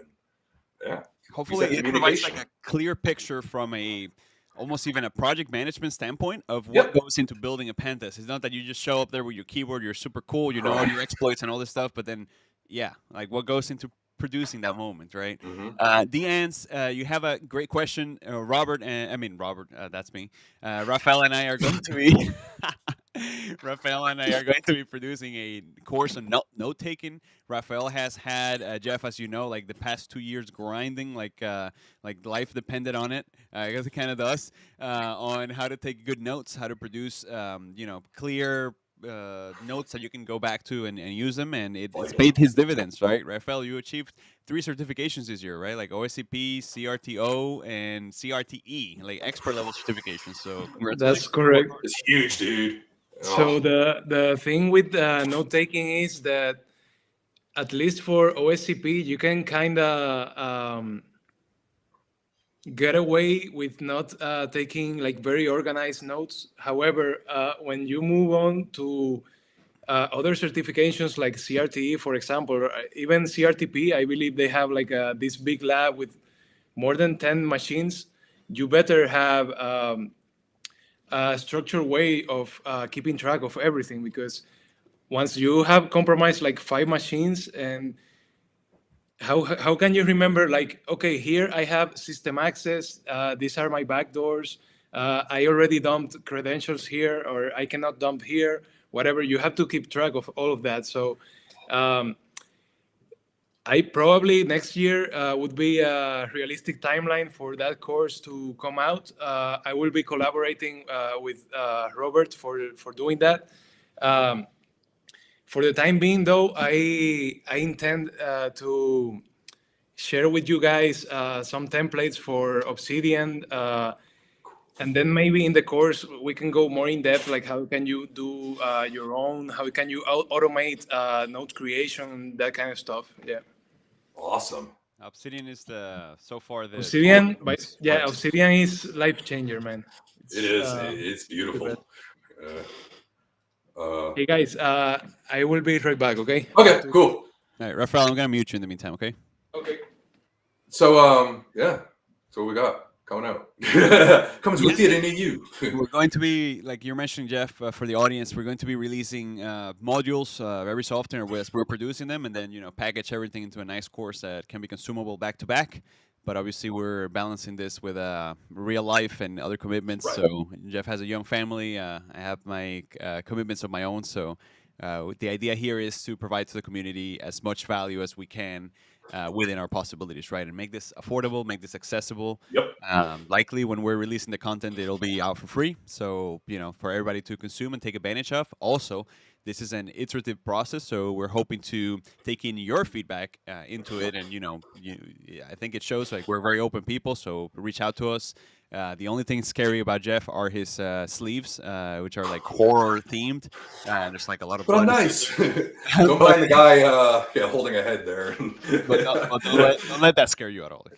He'll just might hypnotize you, but that's about it. He's a great guy. He's a great guy. So yeah, very excited for that, Jeff. I'm really much looking forward to starting working on that as we're back from the holidays. Yeah, I can't wait. Like, this is something I've for a long time now. Like, we got to do this.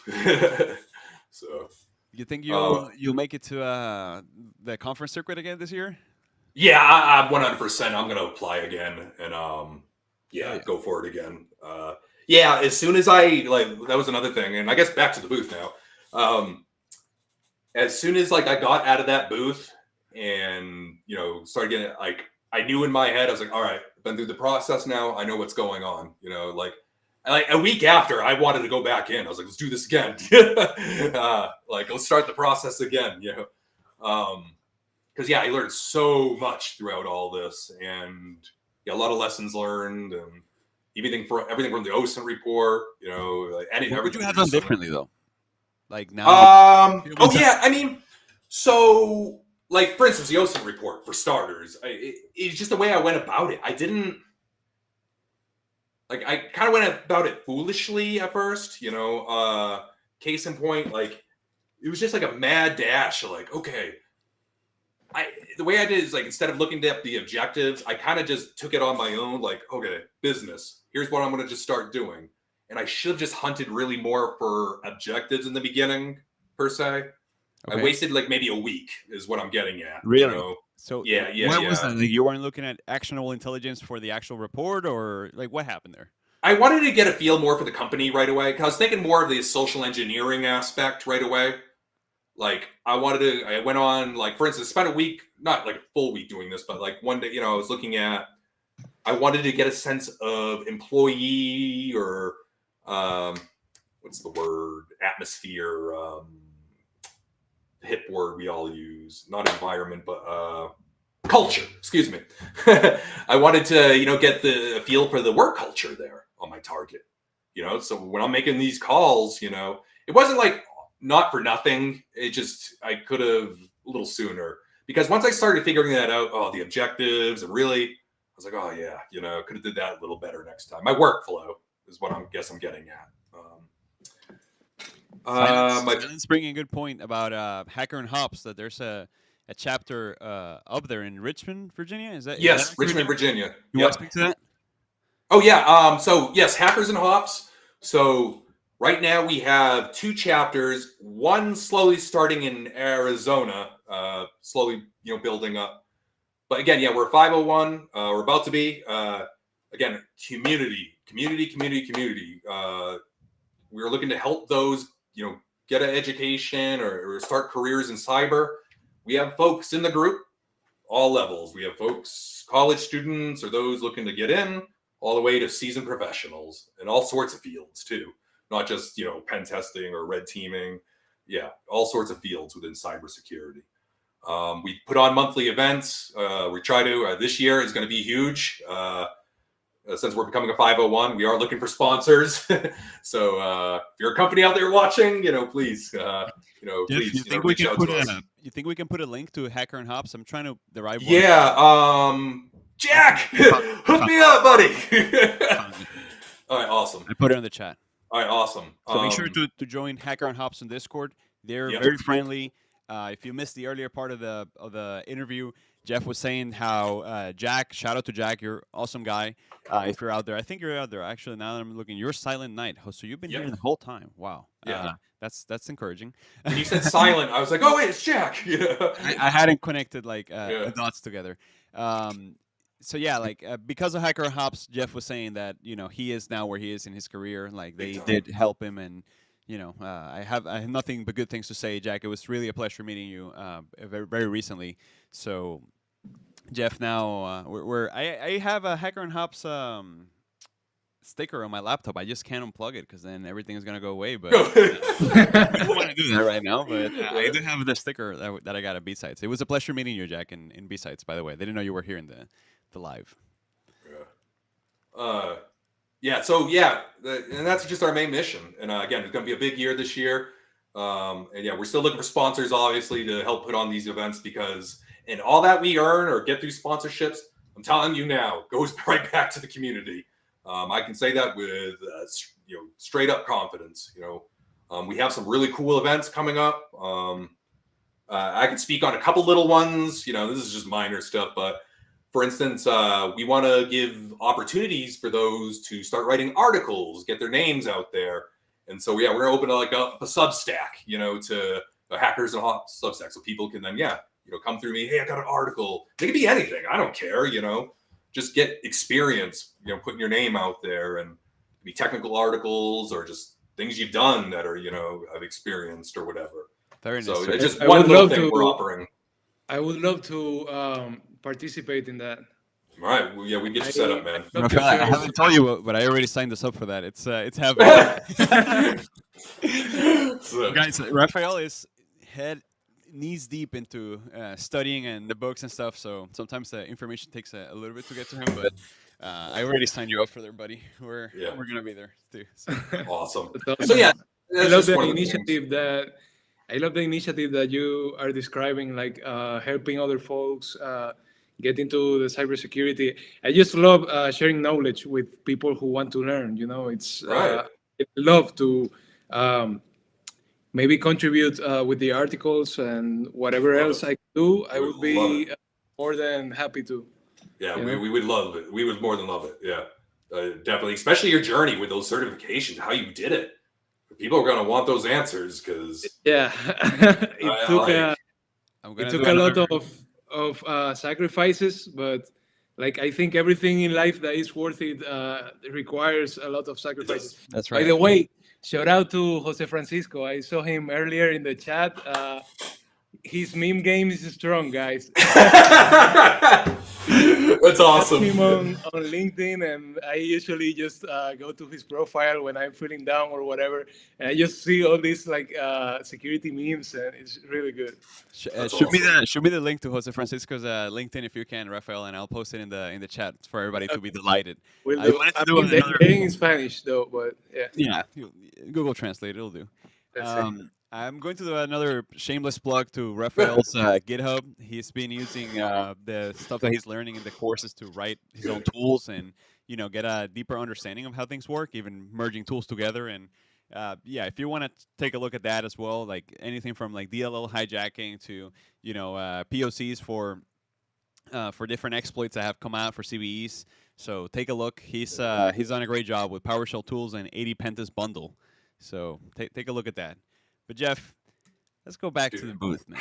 How was the booth? How much water you sweat in that booth? So believe it or not, I wasn't nervous at the fact that I'm calling these people up because I knew in my head I'm like, this is legal. I'm not gonna go to jail. So got that out of the way. That was my biggest concern. So from there, because leading up to, there are a lot of things I do in prep for this, and I continue to do. One of those is improv. So, I started improv that winter beforehand, ahead of time, because I've always learned, I've heard, hey, one of the best things you can do. It's not like a full solid, it's gonna win you everything. But improv, it helps big time, and it just gets you comfortable quick, thinking on your feet, being able to speak, come off convincing, confident, things like that, because those are things you want on the phone when you're talking to folks. And so, yeah, I do a lot of that, and still I do. One of the things I want to be doing this upcoming winter, voice acting, how to talk on a phone, pronunciation, things like that. It help me in my game when I'm Man, speaking. you're going on the deep end there. Oh yeah. Psychological stuff. Yeah, why us in InfoSec, for the most part, we read a lot of technical stuff, right? I'm diving into psychology and whatnot. Like, Rob, remember that article I gave you the other night on the head tilt and like how to, stuff like that? I'm reading, writing notes, getting into, how these things work. One good guy, and I'll mention him now here. His name's Brian Harris, and I follow his Substack. I subscribe to it. It's just fantastic.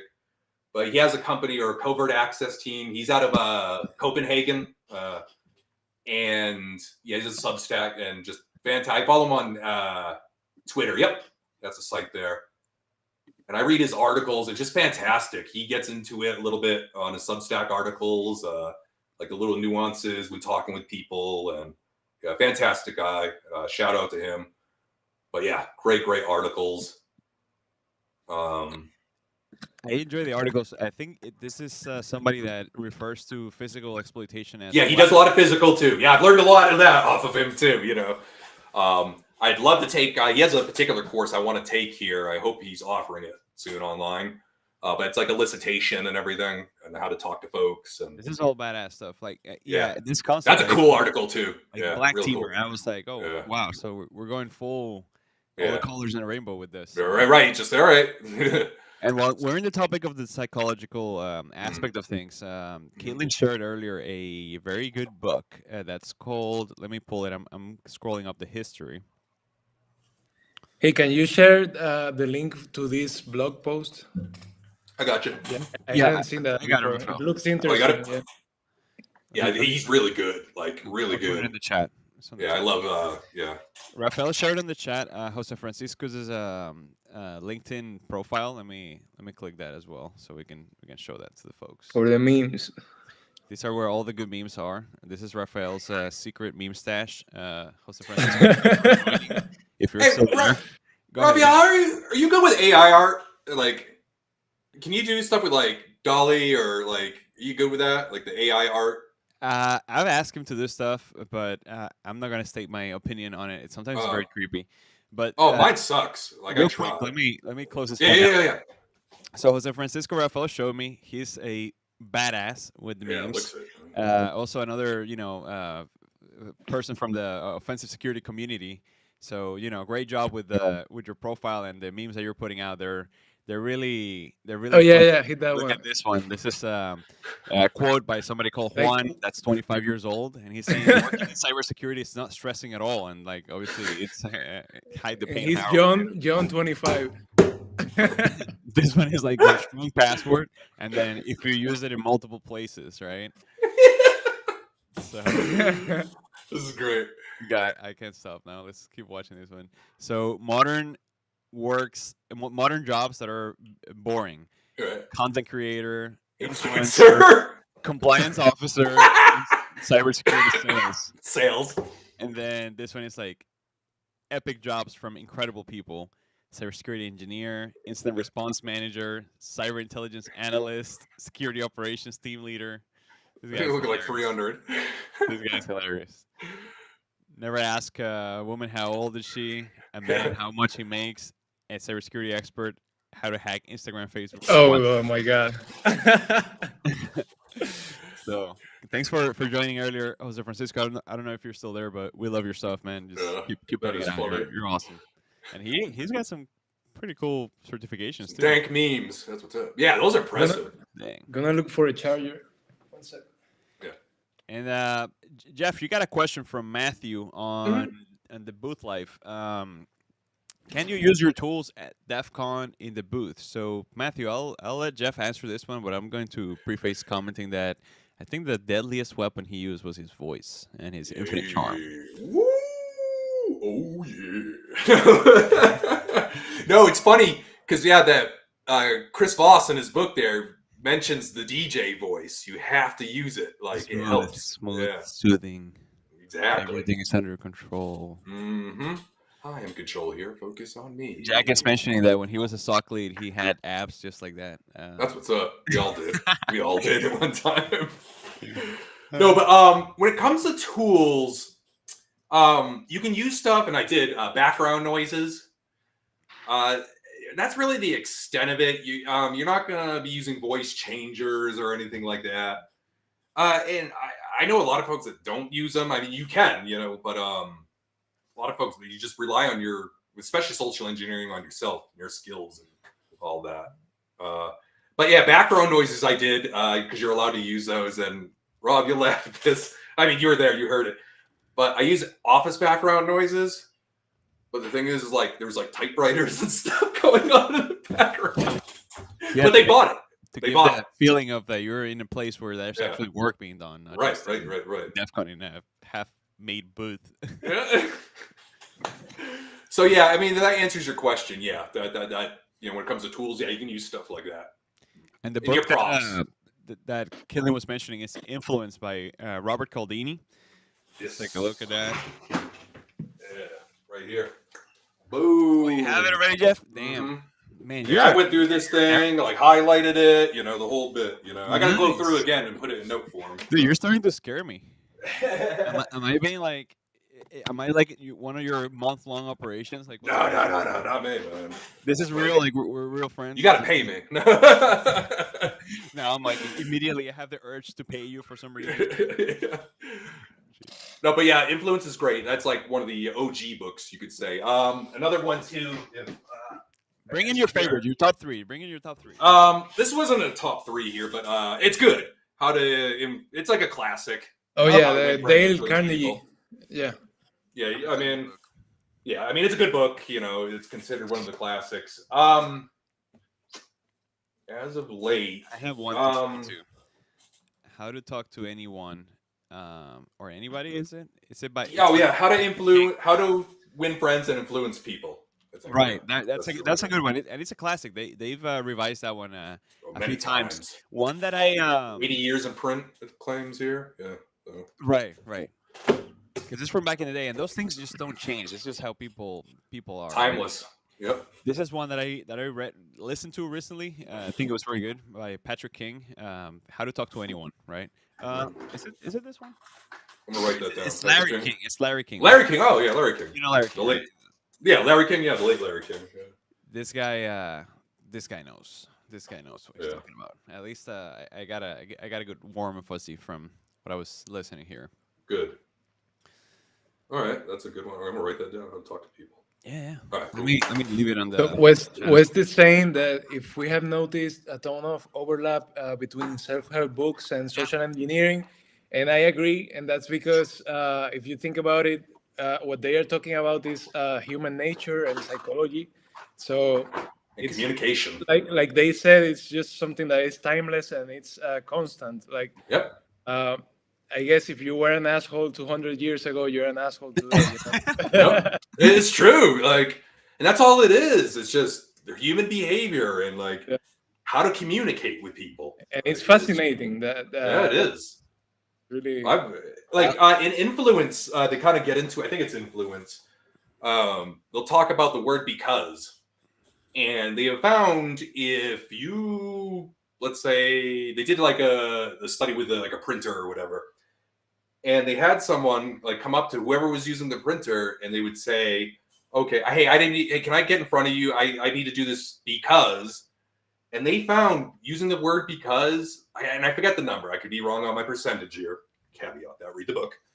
But it was like 70% of the time, and it did not matter what reason. You could have made up some foolishness, they would do it just because you use the word because. And it's something within our brain. It's like a run-click thing. Where it doesn't matter what it justifies. It justifies. Yeah. Right? Yep. Yeah. The word because. And that reminds me of a book, Extreme Ownership by Jocko Willink. Oh, Jocko! Yeah. In this book, Jocko is saying that when you're leading, if you explain your team the why, they understand like, okay, this is the reason why I'm being asked to do something, and that actually follows through. That actually comes and follows through, right? The problem is sometimes that leaders ask for the what, but they don't explain the why, and their people are wondering like, why do I got to do this? Why? What's the value in doing this, right? And Right. that starts undermining I guess that what underpins the people to work together toward a specific goal. I probably Like the butchered that morale. Right. horribly, but Because you're not giving, when you do that, you're not giving that person on the team part ownership. So why? What's why would I want it? I'm like, what am I getting out of this? Where when you explain that and all, you're giving them part ownership, on this and saying, yeah, I need you to do this, and here's why, Mhm. Yeah, Larry King. Love Larry King. I was gonna say too, when you said Raphael, when you brought up the point about West, when you brought up the point about self-help books and social engineering, here's my take on this. Okay, internal dialogue and external dialogue. So the dialogue that you have with yourself and the dialogue that you have with others. I believe that even though they're fundamentally different, they're connected, right? Because the way I talk to you or I interact with somebody is in the parts a reflection of how I treat myself and how I feel about myself. If I have very low self-esteem, if I have a self-deprecating behavior, or it's very ingrained in me because of whatever reasons, like people get hurt and things like that. Life is complex and difficult for many of us. So that is definitely going to taint the way that I go and treat you and interact with you, right? And that's a lot of what you have to navigate with social engineering. Is like, how do I develop systems and models of thinking that allow me to influence people to do what I want, even though they themselves might not even be on board, and you're already kind of you made allusion to this a lot, Jeff. You're already anticipating how the other person's going to feel, right? So There's tricky things within that too. You got to establish first, like rapport. How do you do that when you just met somebody? It's Quick, like the police when they interrogate suspects. Geez, they already got a building lot rapport going is against step them. number one. Yeah. Mm-hmm. So it's like, how do you do that? And you're right. There's just so much into it. Like, and so even many in the pieces. whole like self-help journey, you have to be very aware of. It's good to be a friendly person, but you cannot just be explaining all of your life traumas to a complete stranger, like immediately. Right? Like that whole like trauma dumping, like Yeah, you can't I do don't think that helps. Yeah. Oh, JCS. That's a great YouTube channel. Yeah. They West, do you're like up to everything that's crime. nefarious, man. What's that? West is up to everything that's nefarious. Sometimes.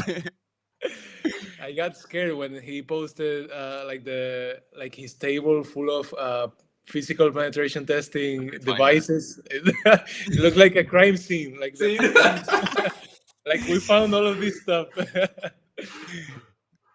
Let's just Wow, say, man. Jeff, at West, that I'm glad that we're cool and you're not mad at me because, gee, That was impressive, like layout when I saw that flash. you saw that one, right? Jeff? Oh, I saw that. That was saw like, it? whoa, Oh. yeah, that's like badass. I was like, Hold on. that's what's up. Find it. I was like, I gotta order this and this. Reminder. For real. Hold on, let me Yeah, find it. I got it here. I got it. that thing was like, it was epic.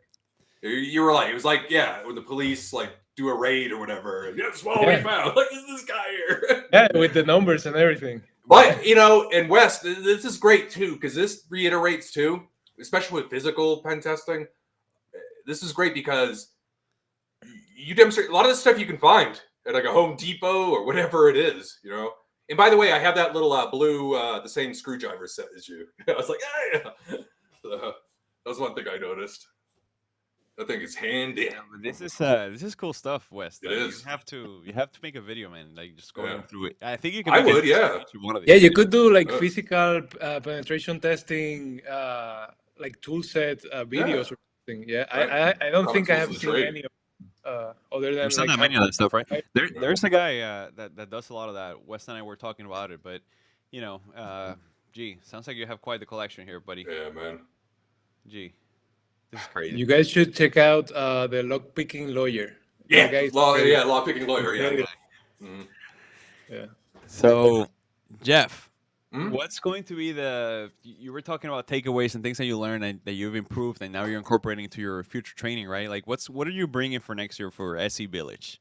Obviously, we don't know the target yet, right? But Yeah. what are going to be the biggest thing that you're going to do different this year besides adding me in the booth with you?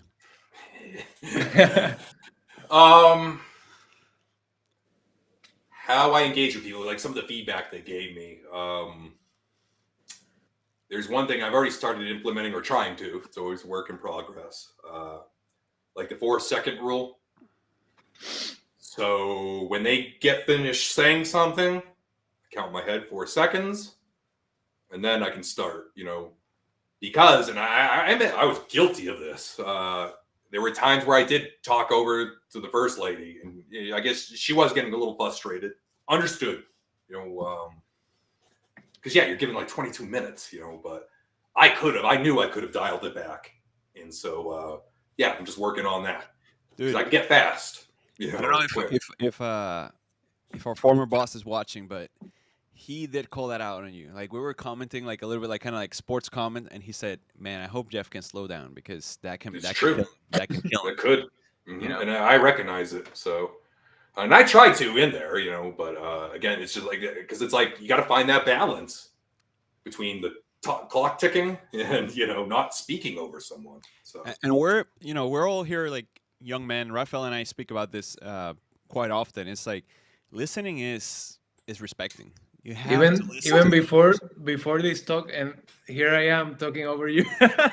No, it happens though. It happens. I do it. Right? Everybody does, but if you take the second, my bad. Cool.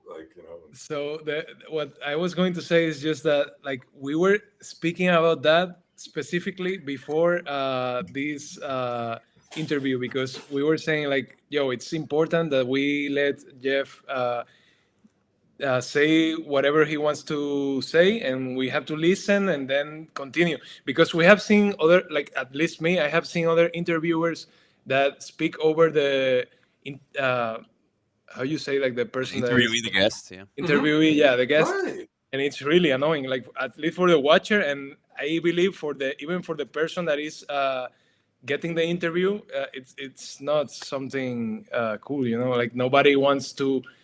Maybe you have to say something and somebody is talking over you, and like, that doesn't work. It implicitly says like you're not listening. You're not listening. Right. It's not active listening, I guess you could say. It's But Jeff, before we cut you off, you were saying about what you're bringing. You're gonna listen more. You're gonna wait for the 4 seconds, right, for the next social engineering competition. Yeah. And then there's just some things like I want to get. Obviously, I'm building more with my improv. I'm still in improv, doing that. I want to gear like some of that training towards situations like that, perhaps. Where I can do more real world if I can. Try to find those opportunities possibly in between them. More psychological stuff, definitely, for sure. Just more manuals, reading, and also one of the things I've done, and it was actually kind of a big thing. So I just started volunteering here too with this local glass shop here in town. Well, they got places in Denver too. But they have a veterans program, and so they need, because it's right now a one-person deep shop. And she's just like she just needs me, for instance, just to go to the local bases here, because where I'm at, it's a big military community, and just talk with those first sergeants, because they have a program there for veterans. They get them in and teach them glass blowing and, just help for PTSD, things like that. So she's like, yeah, if you could you talk with these folks? That would be just to get people in, about the program. And just like, oh yeah, I can work on my social engineering skills and, all that, just to get them, not in a bad way, just get them more associated and bring folks in and stuff like that. So get them to like warm up those muscles, because right, stuff like that. Anyway, you'll love this, like a tarot card reading. So believe it or not, as funny as it sounds, what's the benefit to that for social engineering? Yeah.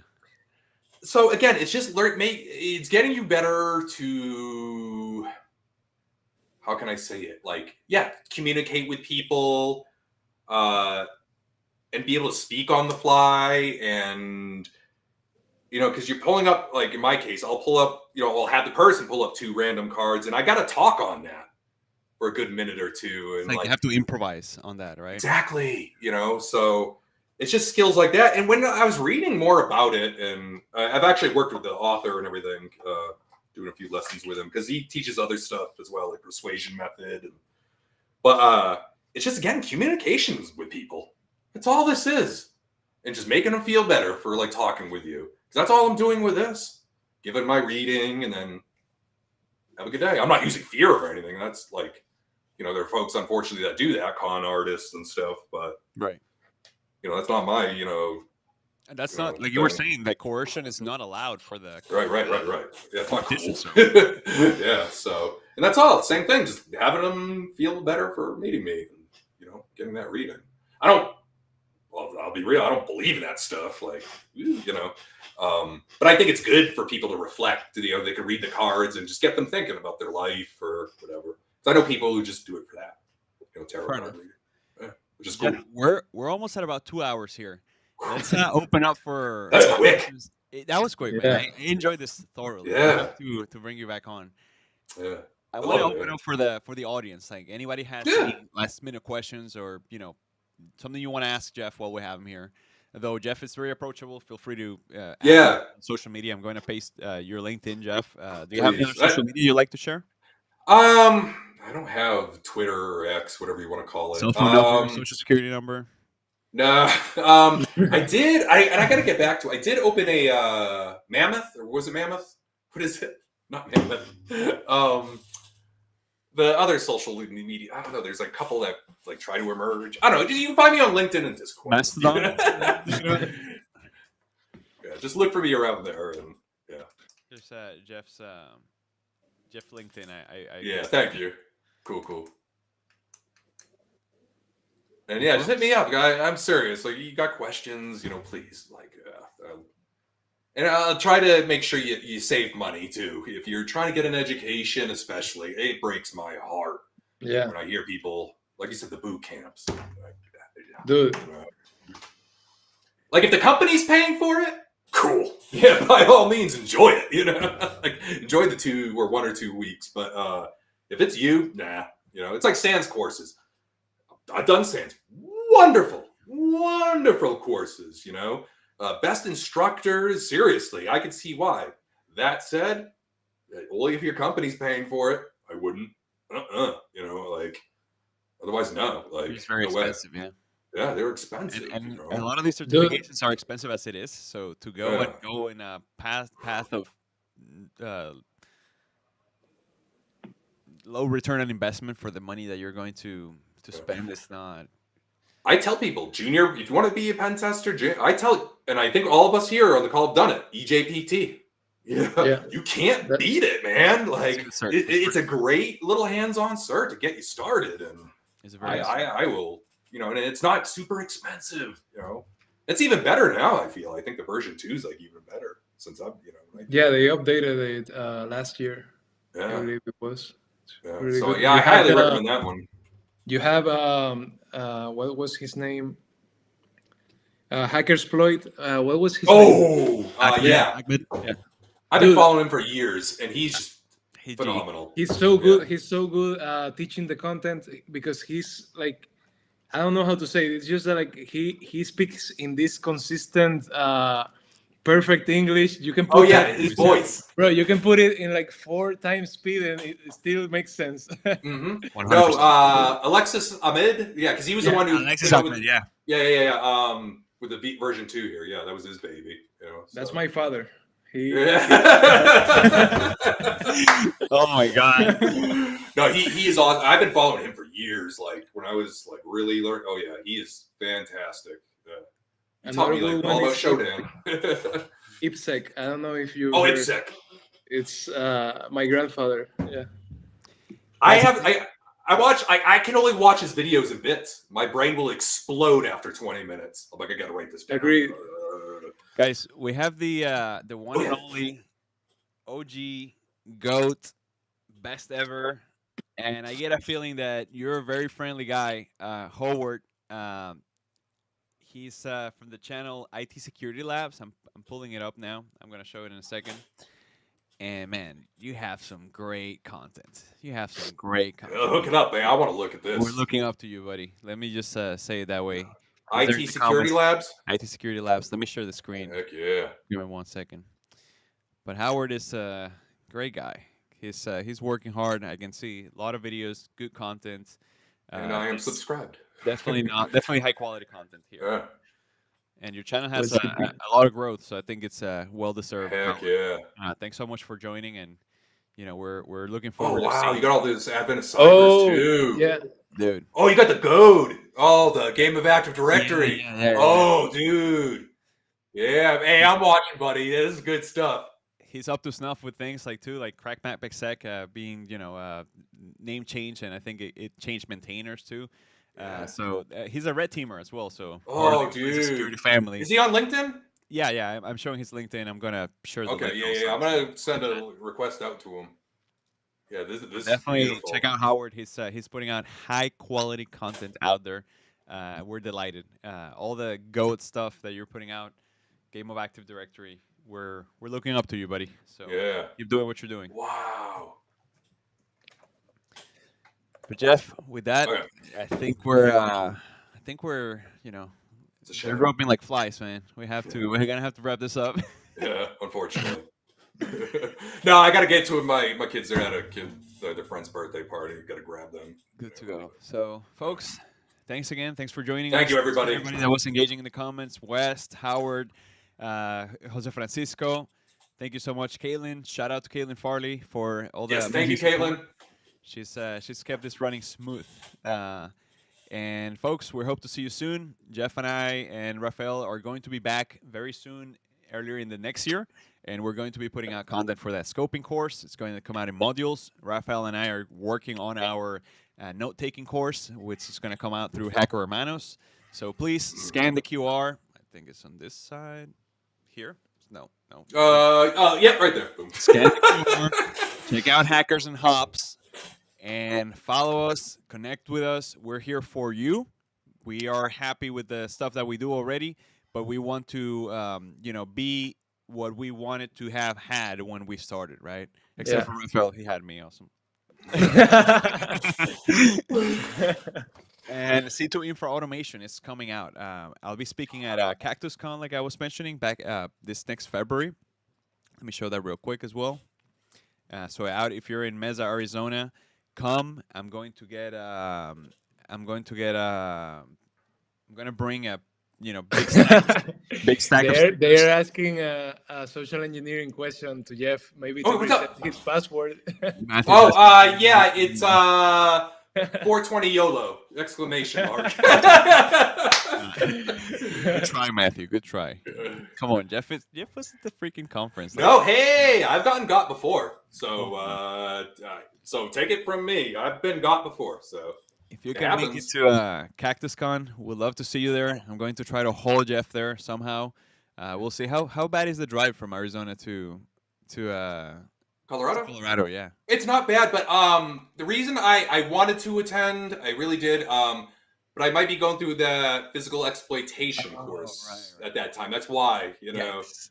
Yeah, and I'm not sure yet. They said February, but we're not sure. Second or third week, they said.